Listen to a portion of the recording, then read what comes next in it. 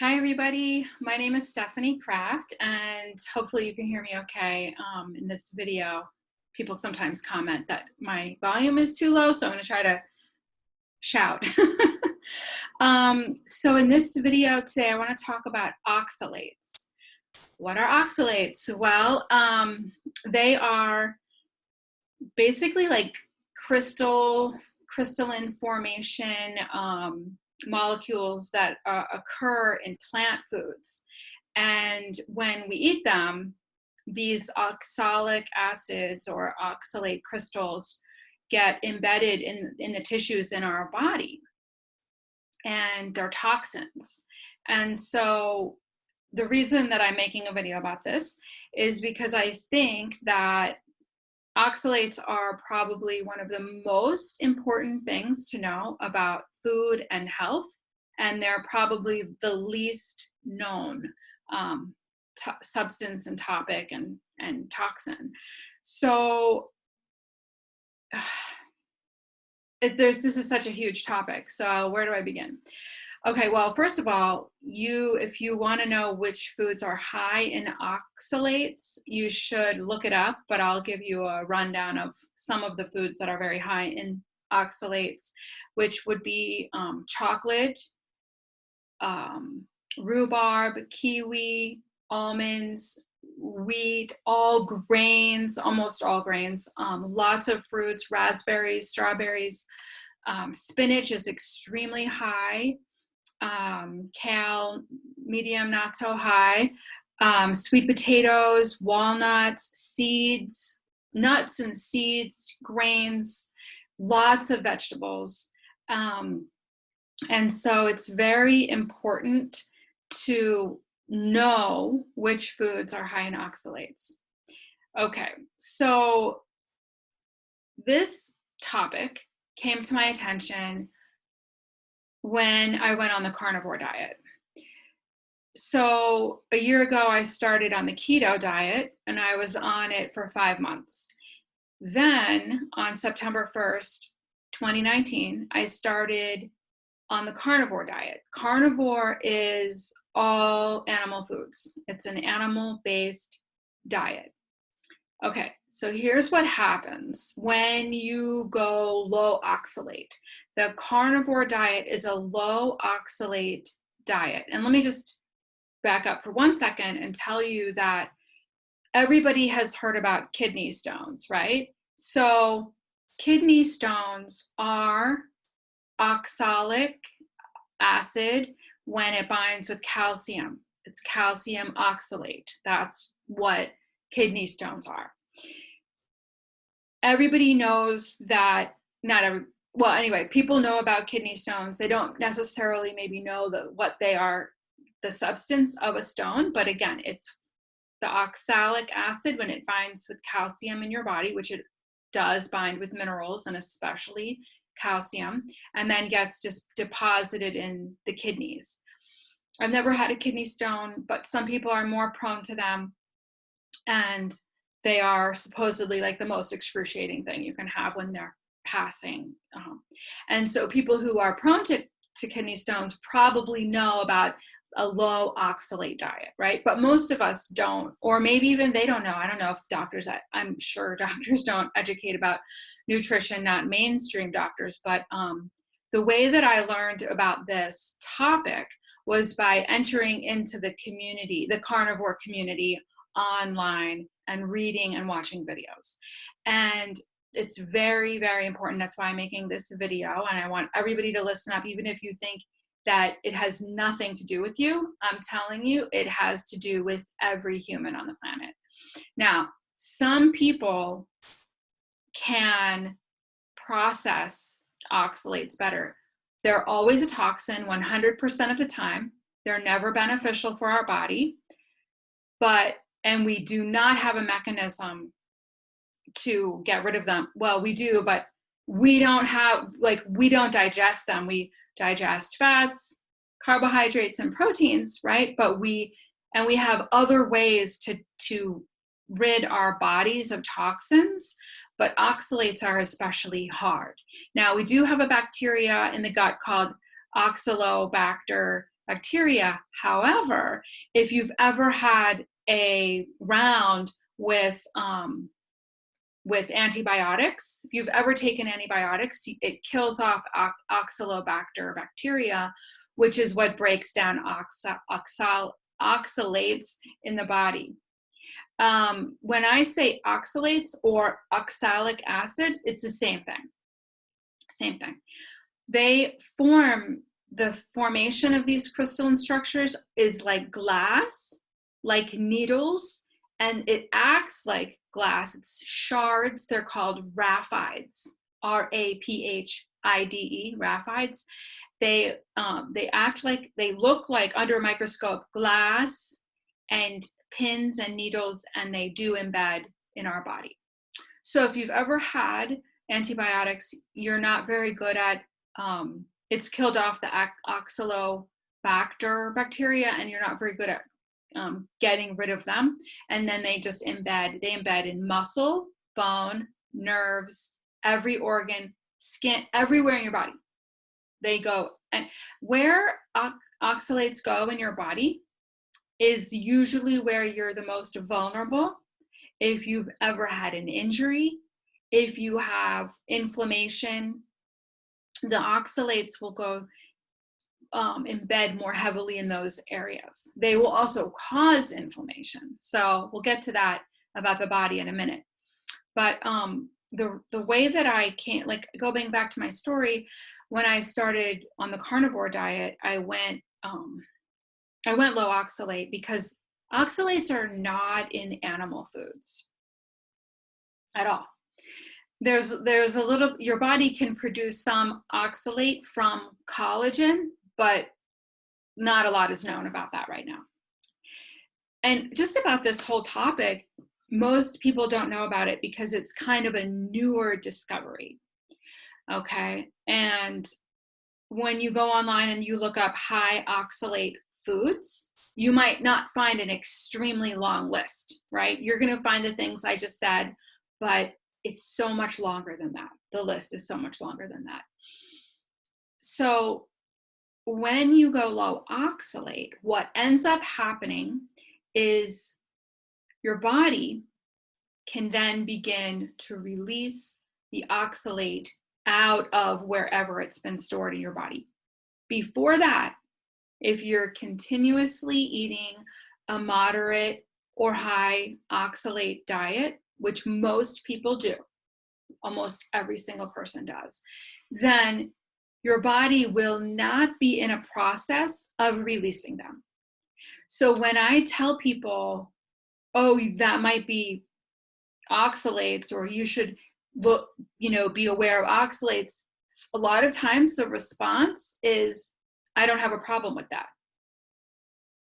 You don't know that. Everybody potentially has a problem with oxalates. The only way you would ever know is if you stopped eating them. When you stop eating them, your body begins what's called oxalate dumping. This is what my video is about, primarily. Well, it's one of the big topics within the topic of oxalates, oxalate dumping. When I went carnivore, I have been going, and I am actually now going through oxalate dumping. This is when the body signals, the body receives the signal that, okay, oxalate's not coming in, we can start working on the releasing process. And it can take years. Now, not everybody who goes carnivore has major problems with oxalate dumping. Some people haven't accumulated as much, or they have more oxalobacter bacteria to break down oxalates. Okay, here's the thing. If you eat high oxalate food with dairy or take calcium, because there's calcium in dairy. If you have spinach, let's say, with yogurt, or chocolate with milk, you are going to bind the oxalic acid with the calcium that's helpful because then the oxalic acid is bound and can be excreted through the body by peeping and pooing. Peeping? That should be a blooper. I don't know how to edit videos, but that would have been a funny one. Peeing and pooping. So that is how, when oxalic acid is bound by the calcium, you can get rid of it in a natural way, in a healthy way, in a safe way. So if you really want to eat a high oxalate food, you should have it with calcium. The other thing that breaks down oxalic acid in the body is the citric acid, so lemon juice. I drink lemon juice in my water to help with the breakdown of oxalates. And there's probably another one that people take supplement-wise, but I'm not an expert in like how much to take, so I'm not going to go there, but I'm going to recommend, and you can even pause the video in a second because I'm going to recommend a couple people, and I want you, when I say their names, I want you to pause the video and open up 2 pages on YouTube. The first lady is Sally K. Norton, Sally K. Norton, Norton. Open up a page, pull her up, not her channel, you can, but just put in the search bar her name, Sally K. Norton, and then keep it open so you can go back to it later and watch all of her interviews on YouTube. The other page, I want you on YouTube to pull up Elliot Overton. Elliot Overton. Not his channel. His channel's excellent, but just put his name in there because there you're going to find tons of interviews. Watch them all because like he has interviews on other channels. Sally has interviews on other channels. So they do a lot of interviews with other people, and I want you to watch as many videos with the 2 of them. They're not together, they're separate people. They don't do videos together, but they're experts. And I want you to educate yourself about this because it's so important, because every single health problem that you could possibly have is linked to oxalates. Don't quote me on that, but actually I believe it after listening to hours and hours and what's been going on with my body and listening to Elliot Overton. There's like a 3-hour interview. I'm still in the middle of it. I mean, I started it months ago and I paused it an hour and a half into it. But one of the last things he said in that video was, the interviewer said, after they discussed all these different health problems, which I can get into too a little bit, the interviewer was like asking Elliot, so would you go so far as to say that any and all health problems can be linked back to oxalates? And Elliot said, yes. And I was actually thinking the same thing. So, well, for example, if they can embed in the nerves, you can have, nervous system issues, connective tissue disorders, muscle pain, fibromyalgia. I'm telling you, it's from oxalates. Bone pain, joint pain, inflammation, arthritis, spinal, neck, bone. I used to have like this bone pain, not bone pain. I had sciatic joint inflammation and pain in the muscles around the hip. I'm sure it was from oxalates. I used to eat chocolate a lot. Okay, chocolate is extremely high in oxalates. Not good, you guys. Interstitial cystitis, that's bladder pain, bladder problem. I never had it, but a lot of people do. And it's from oxalates. Thyroid, gosh, my video is doing like the whole pause thing. I hope it's working out okay and not messing up. People have thyroid problems, Hashimoto's, hyperthyroidism, hypothyroidism. Oxalates can embed in the thyroid gland. They can embed in any gland, any organ.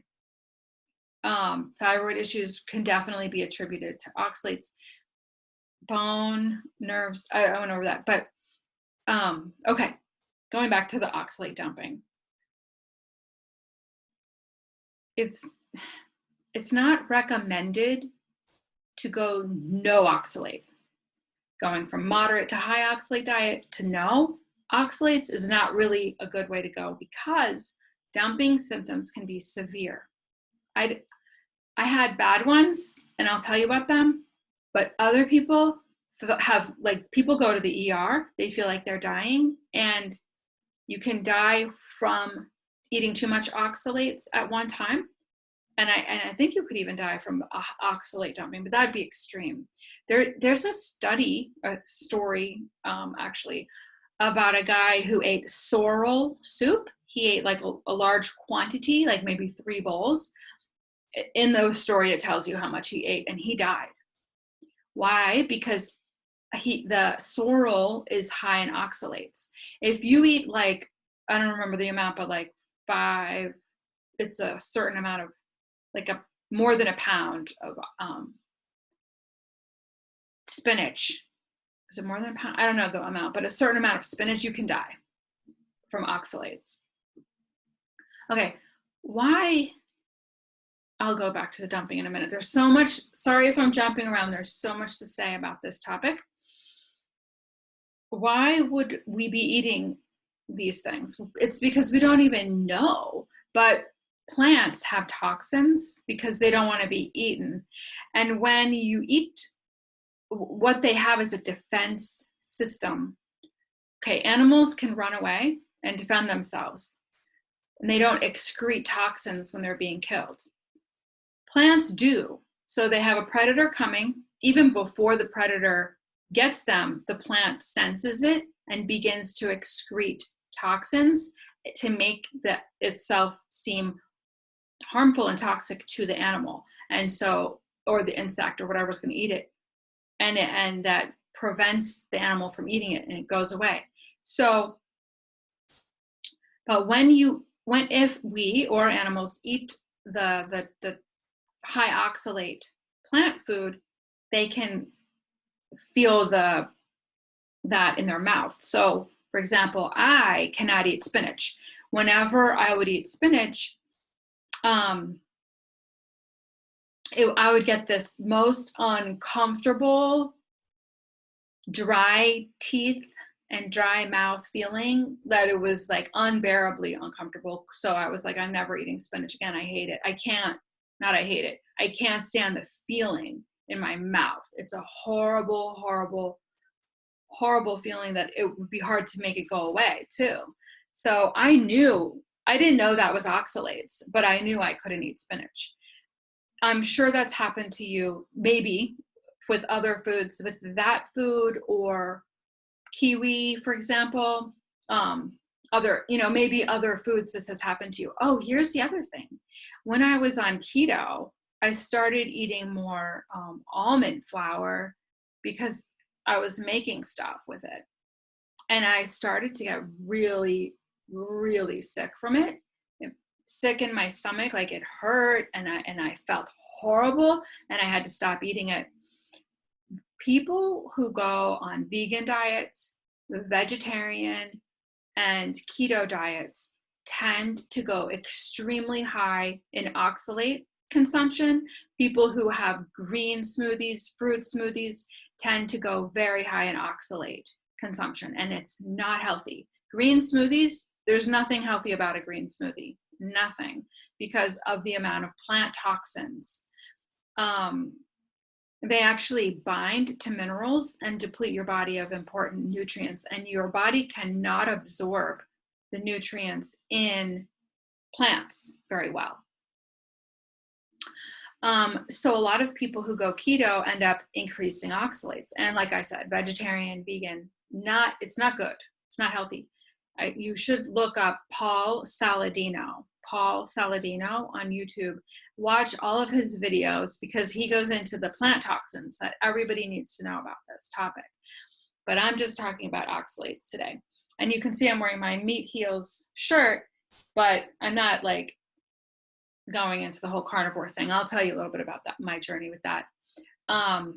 Okay, oxalate dumping.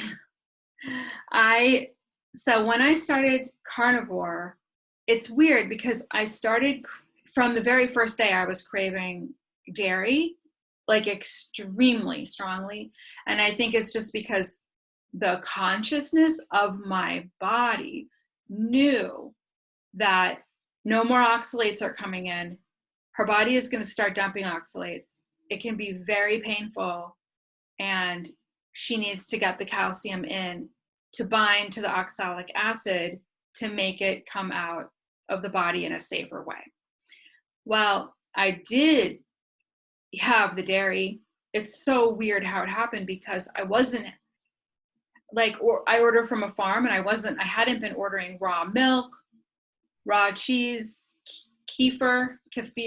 My son corrects me on the pronunciation of that, because he knows how to pronounce, because his dad is from the country where it originated, and he's like, it's not kefir, Mom, it's kefir. Anyway, so yogurt. I hadn't been like ordering these raw dairy products, but once I went carnivore, it was like this need, and I started ordering kefir, yogurt, goat milk, sheep milk, A2, cow milk, all raw, right? Raw sheep cheese, raw everything, and having it.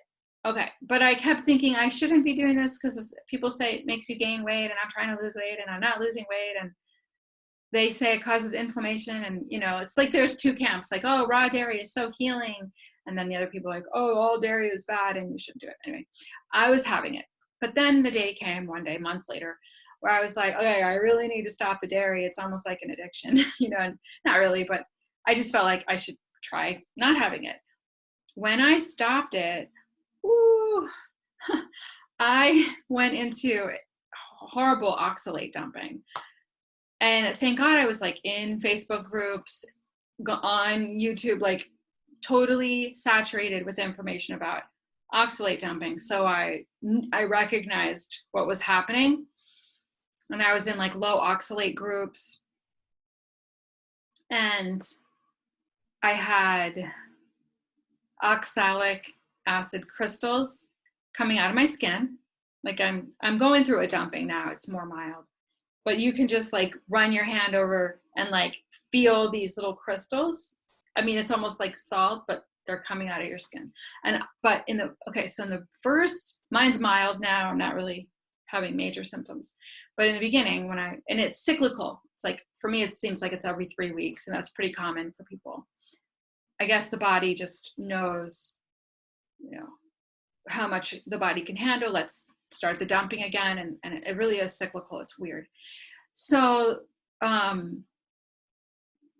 so the first time I was having very itchy skin in certain places, like on my legs, my hands, my arms, but itching to the point where I had to scratch it so hard that it bled. Sorry if that's gross, but it was that. It's almost like, when you have a mosquito and you're like, oh, I can't take it anymore, I'm scratching it, I don't care, I'm going to scratch it till it bleeds. Well, it was like that. It was unbearable, and I would literally scratch. It was terrible. Scratch until I bleed, and then have these, little red marks for a little while until it healed. But that was the crystals coming out of the skin. I was having them come out of my eyes, the crystals. So my eyes were bloodshot and like painful. And I'd wake up in the morning and have like, when you wake up in the morning and you have like the little salt, that's accumulated. Well, this was oxalic acid crystals, oxalate crystals, coming out of my eyes, like a lot, like way more than what you would just have waking up. And it would be all the time, like a lot in the morning, but then a lot like all day, and like itchy and scratchy and painful. One day I had like really bad bone pain in my hip, my left hip, which I never, like my right hip has been the problem, but for years, which is now better. But the left hip, all of a sudden in my leg, like I was having very, very, very bad pain. And I knew it was the oxalates releasing from my bones. See, here's the thing.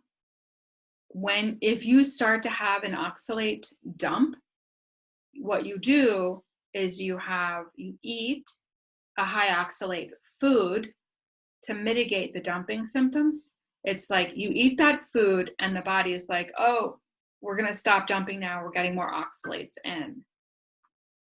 I don't know if anybody really knows why that happens, but it literally happens. So when the bone pain in my hip was so bad that day, I just ate chocolate. Like you don't have to eat a lot. You can eat a very small amount of high oxalate food, and that will slow down the dumping and relieve you of your excruciating symptoms. So I had a little chocolate, and literally within minutes, it was gone. It's amazing. I highly recommend keeping, if you're going low oxalate, keep something on hand that you can use to mitigate dumping symptoms. I've heard, I've in my groups and stuff that I used to be in, I'm not on social media really anymore, so I'm not in those groups, but people were like writing in, like, I'm having this, I'm having that. People were like going to the ER and then finally eating something with oxalates and within minutes being like, oh my God, it's such a relief. It's over. It's gone. I didn't realize that's what it was.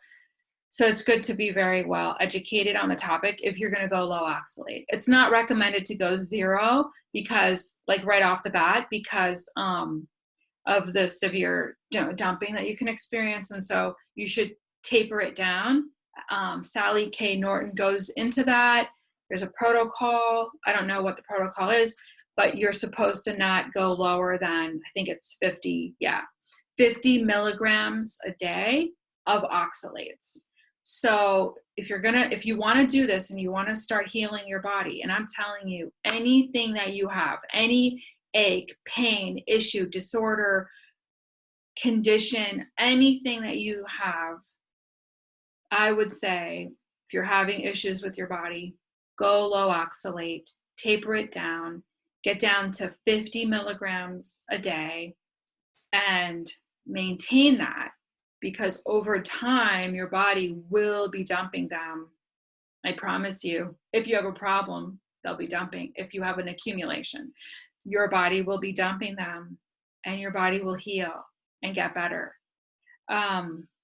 So it was coming out of my nerves, and I was having, like, in my legs, like when I would take a shower, the water hitting my legs hurt my nerves. I know that sounds weird, but I knew that it was the oxalates releasing from my nerves.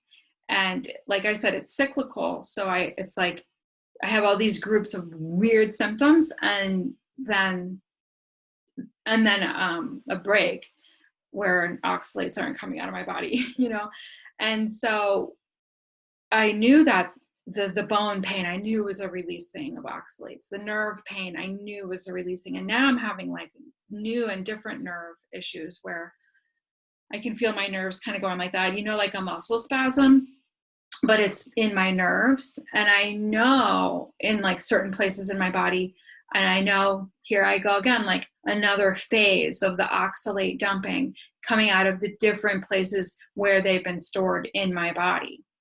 And this isn't painful with my nerves releasing them, but it's happening throughout my body.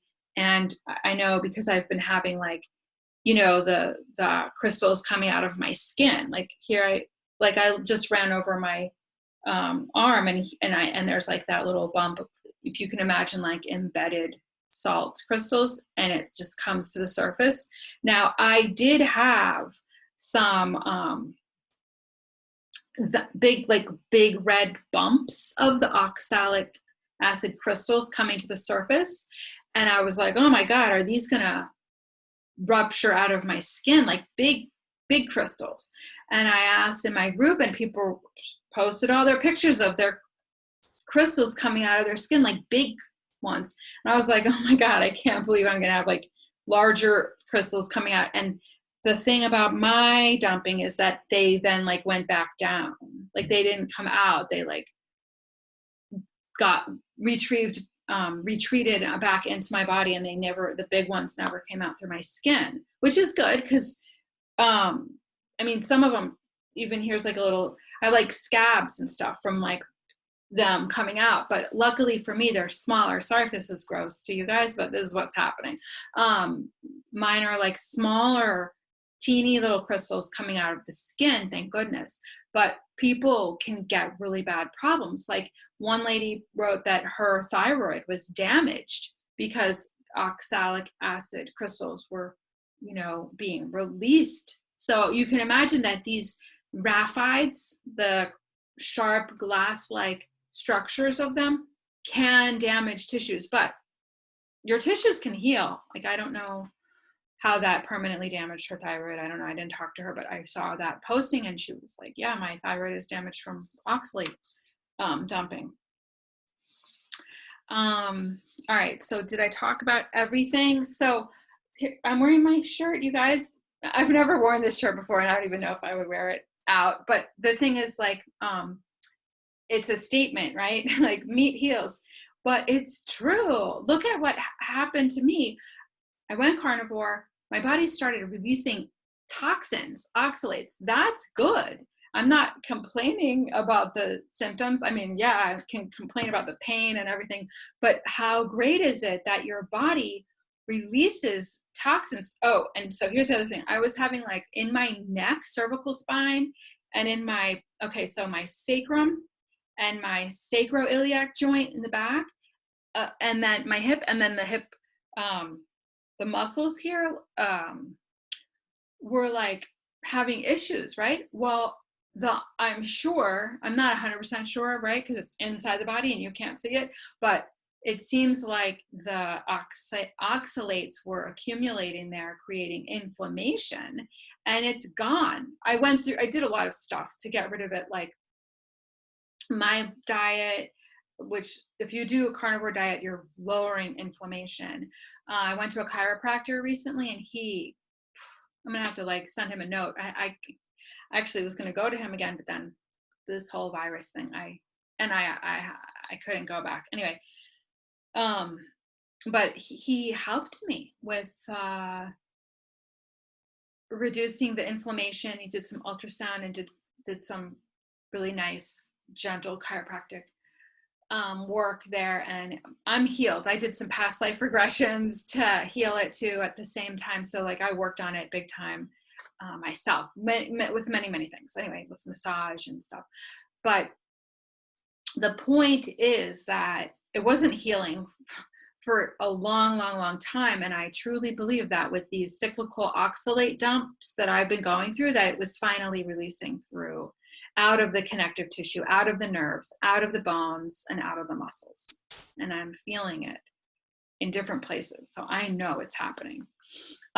Just a little note about my carnivore diet. I'm not that that's what this video is about, and you guys probably don't even care, but I'm not like 100% carnivore. I'm carnivore-ish. I truly believe that an animal-based diet is the way to go. It's a proper human diet. Humans were never, ever vegan or plant-based. We've always been animal-based. Yeah, like India has been mostly vegetarian. That's, I don't know. Let's not get into it right now. But meat does heal. That's why I'm wearing my shirt today, because meat heals. Going on a carnivore diet lowers inflammation, heals a lot of things. I mean, almost every single thing has been healed on a carnivore diet. If you start watching the videos with other people and they talk about it, you will see the truth of that. There are essential amino acids and essential fatty acids that the body needs that are only found in animal foods. I do eat a bunch of other stuff nowadays. I probably went 6 months doing pretty well with the carnivore. And now, after 6 months, it's been like, I just probably passed my 7th month. September, October, November, December, January, February. Yeah, March was my 7th month. And in that month of March, I just started eating a bunch of other stuff. So I don't really know what I'm doing, but I'm definitely carnivore-ish, animal-based, and that is so good for me. I've healed so many things in my body. That's not what this video is about. And I'm still in the process. Like, it's gonna take a while for me to get to the optimal health that I couldn't complain about a thing, but I'm just saying this because my body still goes through these oxalate dumping cycles. So that's why I'm saying, like, my body is still going through the detoxification process. But the pain, like any inflammation in my body is gone. Not all of it, but almost all of it. And I had some. And so I'm happy. I'm happy doing what I have no idea what I'm doing, right, with my diet. I'm not like following any strict thing. After a whole year, like keto carnivore, I'm like, oh, I'm really relaxed right now. I'm not really sure if I have a definition of a diet. It's fine. I just eat whatever, like I said, primarily animal based, and it feels very good. I am still low oxalate. I do like want to eat chocolate, and I do eat it a little bit, and I don't know what the right balance is yet for my body. If I really should have zero and only use it to mitigate. Oh yeah, so when I went off the dairy and went through the whole oxalate dumping, I was like, oh no, I can't give up dairy. I'm supposed to be eating it. My body was telling me that's why it wanted it so badly. And then now that I've released so much oxalates, I don't even like crave it anymore. I don't need it anymore. I have it a little bit, but I know it's good for the to bind to the oxalates. But it's not like a need like it was in the beginning. But I know now that my body was telling me I had to have it to mitigate and to bind oxalates in my body. I hope that I covered what a generalized amount of information for you, so that you can then now know enough to realize this is important. It does cause a lot of problems for people, and go do your research. Watch those two people, Sally and Elliot and Paul, three people, Paul Saladino too, who talks about the plant toxins. If you're vegan, if you're vegetarian, you can still learn about which foods are high oxalate and avoid them. I would highly recommend, if you're vegan, keto, or vegetarian, you're probably having way too many oxalates and damaging your body and not even knowing it. All right, let me know if you have any questions, and I'll talk to you soon. Bye.